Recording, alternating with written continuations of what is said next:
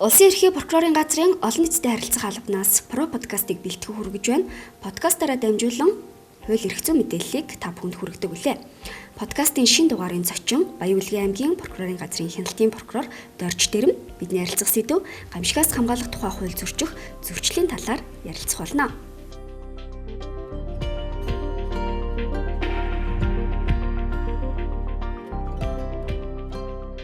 Энэ өдрийн мэндийг хүргэе. За өдрийн мэнд хүргэе. За мөн нийт сонсогч нартаа энэ өдрийн мэнд хүргэе. За Баян-Улгийн аймгийн прокурорын газраас бас намайг төлөөлүүлж энэ хүү подкастт орсон явдалд баярлалаа.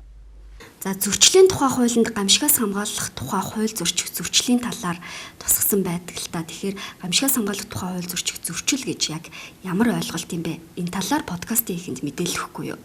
За Монгол улсад анх коронавирусын сар дахал бүртгэгдсэн үеэс болон өнгөрсөн оны 11-р сард үүссэн сар дахлын огцом дэгдэлтэй холбоотойгоор улс орондоо гамшигаас хамгаалах бүх нийтийн бэлэн байдлын зэрэгт шилжүүлэх тухай засгийн газрын шийдвэр гарсан. За тухайн шийдвэртэй холбогдуулаад гамшигаас хамгаалах тухай хууль зөрчих зөрчлийн гаралт Монгол улсын хэмжээнд ирсэн нэмэгдэж иргэдч энэ төрлийн зөрчлийн талаар илүү сайн мэдээлэлтэй болж эхэлсэн. Гамшигаас хамгаалах тухай хуулийг Монгол улсын зөрчлийн тухай хуулийн 5.13 дугаар зүйлд хуульчилж өгсөн. Тухайн хуульд ямар үйлдэлүүдийг гамшигаас хамгаалах тухай хууль зөрчих зөрчил тооцдог вэ гэхээр гамшиг аюулт үзэгдэл халдвар төвчин осол аюулын үед олон нийтийг төрөлдүүлэхээр худал мэдээлэл түгээсэн эрх ухааны байгууллагаас тогтоосон хориоц зэрэг хөдөлгөөний хязгаарлалт тэдгэрийн дэглэм зөрчсөн. За эсвэл саад учруулсан эргэн хуулийн этгээд гамшигаас хамгаалах тухай хууль хэрэглээс үүргээ биелүүлээгүй зэрэг үйлдэлүүдийг гамшигаас хамгаалах тухай хууль зөрчих зөрчил тооцож арга хэмжээ авахар хуульчилж өгсөн. Гамшигаас хамгаалах тухай хууль зөрчих зөрчлийн гаралт нэмэгдэж байна. Ер нь гол шалтгаан нь юу байгаа юм бэ? Ямар төрлийн зөрчил ер нь түгээмэл үлдэгдэж байна? За бүх нийтийн болон өндөржүүлсэн бэлэн байдлын зэрэгт шилжүүлсэн тухай Монгол улсын засгийн газрын тогтоол гарч түүнээс иш татан аймаг нийслэлийн засаг даргын захирамжаар харьяа өнөخت дэвсгэрт 20 цэр хөдөлгөөний хязгаарлалтын дэглэм тогтоосон.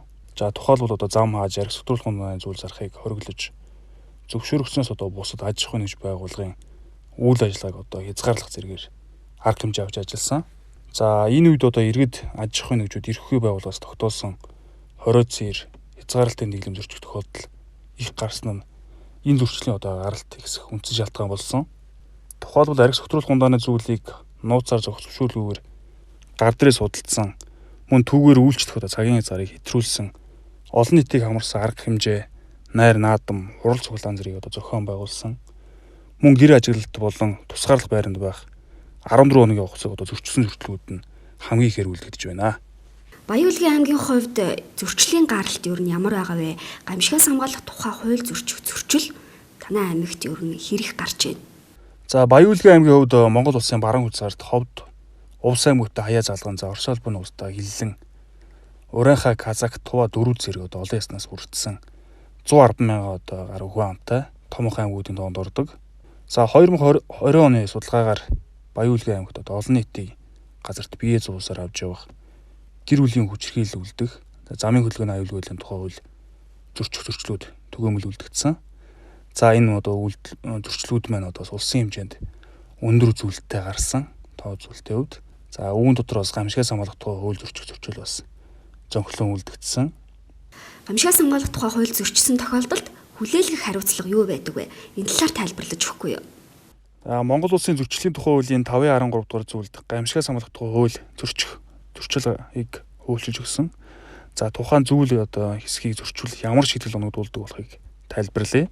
Нэгдэн гамшиг аюулт үзэгдэл халдвар төвчин осол аюулын үед энэ талаар олон нийтийг төрөлдүүлэхээр худал мэдээлэл түгээсэн. За мөн гамшиг аюулт үзэгдэл халдвар төвчин осол аюулын үед эрх ухааны байгууллагаас тогтоосон 20 цэр хөдөлгөөний хязгаарлалт тэдгэрийн дэглэм зөрчсөн. За эсвэл саад учруулсан бол эрүүгийн ажил хүлээх хэрэггүй бол зөрчлийн тухай хуулиар шийдэл оногдуулдаг. Хуульд зөрчил үлдсэн хүнийг 500 мянган төгрөгөөр хуулийн этгээдийг 5 сая төгрөгөөр торгохоор хариуцлагыг хуульчилж өгсөн.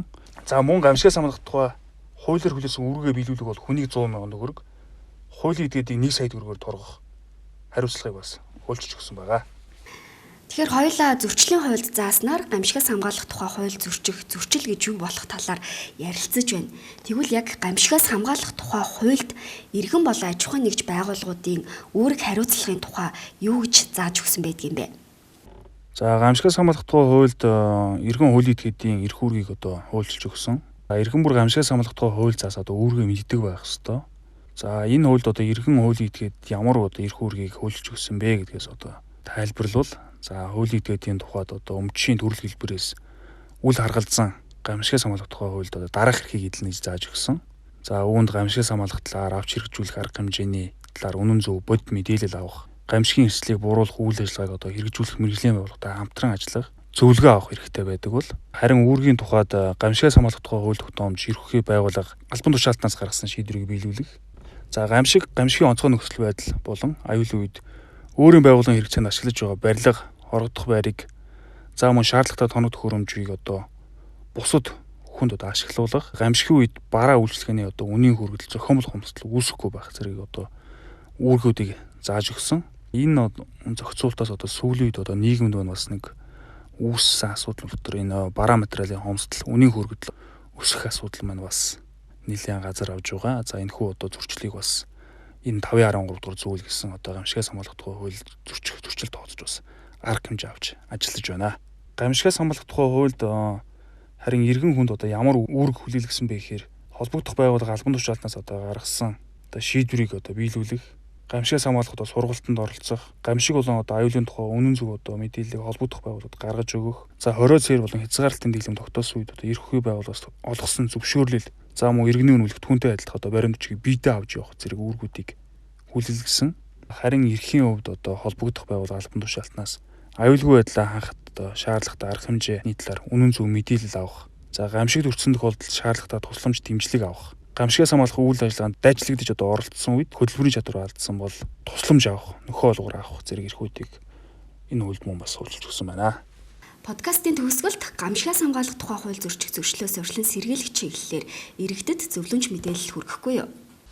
Улс орон даяар цар тахлын одоо аюултай тэмцэж байгаа энэ онцгой цаг үед иргэд одоо Монгол улсын хууль тогтоомж, иргэд байгууллага албан тушаалтаас гаргасан шийдвэрүүдийг дагаж мөрдөж одоо зөрчил гаргахгүй байх хэрэгтэй байна. Ялангуяа албаны чиглэлээр үүсэж байгаа төрийн албан тушаалтнуудтай хүндэтгэлтэй хандаж, хууль ёсны шийдвэрийг нь биелүүлэх, хуурамч дуудлага мэдээлэл өгч одоо үйл ажиллагаанд нь саад учруулахгүй байх нь чухал юм. За мөн иргэдийн дунд одоо нууц талт байдлаар коронавирус одоо тархсан байх эрсдэл бүхий ийм нөхцөл байдалтай байгаа учраас гудамж талбай олон нийтийн газарт явахдаа нус цэр шүлсээ хаяхгүй байх, эрүүл мэндийн яамнаас өгч байгаа зөвлөгөө зөвлөмжүүдийг дагаж, улсын онцгой комисс, аймаг нийслэлийн онцгой комиссоос гаргаж байгаа шийдвэрүүдийг дагаж мөрдөхийг одоо мөн нийт сонсогч нартай уриалж байна. Алс хол аймгаас бидэнтэй холбогдож гамшигаас хамгаалах тухай хуулийн талаар мэдээлэл өгсөн танд баярлалаа. Ажлын амжилт хүсье. За та бүхэндээ ажлын амжилт хүсье. Про подкастын шинэ дугаар та бүхэнд хүрлээ. Подкасттай холбоотой санал хүсэлтээ олон нийтэд харилцах албанд ирүүлээрэй.